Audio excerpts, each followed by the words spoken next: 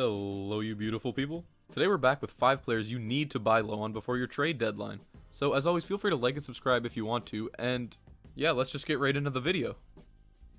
So as always, we're going to start with the player in the thumbnail, and this week it's going to be DeMar DeRozan. And the reason I think you need to buy low on DeMar DeRozan before playoffs is that he's had 3 bad games in a row now, and people constantly underrate DeMar. I don't really know the reason. It's maybe just because he's not too popular of a media presence or anything, but the Spurs have a really good playoff schedule. It's 4 games, all 3 weeks if your playoffs are week 17, 18, and 19. He's the number 1 option on the Spurs, who are going to be competing for a playoff spot, so you don't really have to worry about him resting games in any of those weeks. And when someone's just been as consistent as DeMar's been all year, I don't really think 3 games is a low enough sample size to sell him.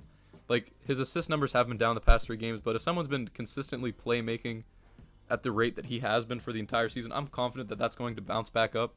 And I think DeMar's a great option to have on your team come playoff time.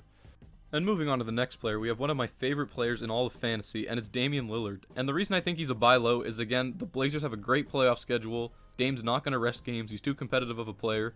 And I think the main reason you can buy low on him is that I think you can sell the fact that CJ, Nurk, and Powell probably hurt his numbers, and that's why he's been underperforming these past 3 games. But if you realistically look at the stats, like, he's just had 3 off shooting nights. He's still putting up around 20 shots a game as season average. And he had an off night against the Clippers. And I just don't expect that kind of pattern to continue for the rest of the season. But yeah, I feel like a lot of people might buy that now that there's more options on Dame's team, that's going to hurt his numbers. I personally think that this is sort of like a paradoxical case, and I think that having these teammates is actually going to help Dame, just because it's going to provide him with some more spacing on the floor. He's not going to get doubled as much, and it's really just going to open up his assist numbers now that he has guys that are capable of making shots playing beside him. So yeah, I think Dame is a really great buy low player. I always advocate to have Dame on your team if you can get him. I think he's definitely like a top 5 fantasy player. I truly think he's that good for fantasy. And I definitely try to buy low on him now so you can have him on your team going into your fantasy playoffs. So the third player on our list is someone that has been pissing a lot of people off. Like, I mean, the entirety of my Discord's mad at him. I'm mad at him currently because I have him on my team. But I still think that Ja is an extremely good buy low player. And the reason I think so is because you can buy Ja for extremely low right now. I mean, someone got him for D'Angelo Russell. And if you can get him for D'Angelo Russell, I think that's a great trade for you. I know it seems rough, but the Grizzlies have 4 games each playoff week, and Ja's going to have to play well for them to make the playoffs. I know it's tough, but I still have faith that he's going to pick it up, so I definitely buy low right now before it's too late, and trust the process on Ja. I know he hasn't been too efficient, but if the Grizzlies are going to compete for a playoff spot, which they currently are trying to do, Ja's really going to have to pick up his performances. He's going to be playing heavy minutes. He's going to be getting a lot of touches. He's the main ball handler on the team.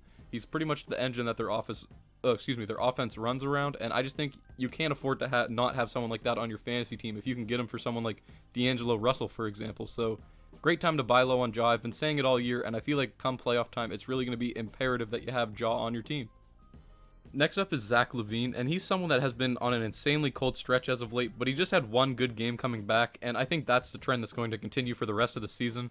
I mean, you can sell the fact to be like, some people think Vucevic is hurting his numbers, or that he's not adjusting to the team, and he's trying to be more of a playmaker, but Zach Lavine can fill any role on the Bulls that they need him to at this point. I'm confident that he is like an all-star caliber player. He's really been upped his performance. He's having career highs all across the board, and I would expect his scoring rates to continue. I think he's going to rocket back up, so I advocated in another video that I wouldn't trade him if I was you, but if I'm someone that doesn't have Zach Lavine on their team and I'm looking at someone that is like getting frustrated with his production, I'm definitely throwing in an offer for Zach Lavine at the very least.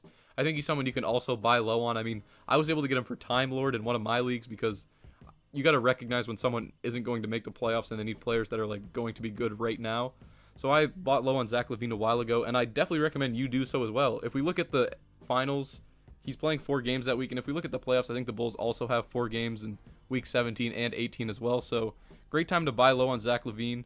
He's a really good player. I don't think Vooch is really going to hurt his production that much. I think Zach's just adapting to a new role, so definitely a great time to buy low on him. So if you made it this far into the video, I'm going to go ahead and assume you're not a fantasy casual, so I definitely recommend joining the Discord through the link in the description. It's a really great place if you want to talk about waiver wire pickups, trade suggestions, or just anything NBA or fantasy related, honestly, so I definitely recommend that. But with that being said, I also left this last player for my more non-casual players, and this is again a conditional buy low player. And it's going to be Jeremy Grant. Now, this is if you're the best team in your league and you're pretty confident you're going to be making it to the finals. Because if we look at the Pistons, they're the only team in the league that has 5 games in finals week, if your finals are week 19. And if you're the best team in your league, I think he's a must-have because the odds that you'll make it to the finals are incredibly high if you're already the number 1 seed. And he's a great piece to have. I mean, he's the number 1 option on a bad team. I know he's on a cold stretch, but I think his numbers are going to turn around. And I think it's a really good time to trade for him just because of those 5 games in finals week. Like, that could be the difference between you winning fantasy playoffs and you losing fantasy playoffs. If you have a guy on a team that's only playing 3 games in finals week, and you have Jeremy Grant who's going to be playing 5 games in that last week of fantasy. So yeah, this is again conditional. Like I said, this is just if you're pretty confident you're going to be making it to the finals, you might as well go ahead and look forward past the first 2 rounds if you're pretty confident you're going to make it, and try to buy low on someone that's going to help you a lot in the finals week. But yeah, with that being said, that's going to wrap up the video for this week. Thank you guys very much for watching. I hope it helped some of you guys out. Make sure to leave your guys buy low suggestions in the comments below, and with that being said, I hope you all have a great rest of your day.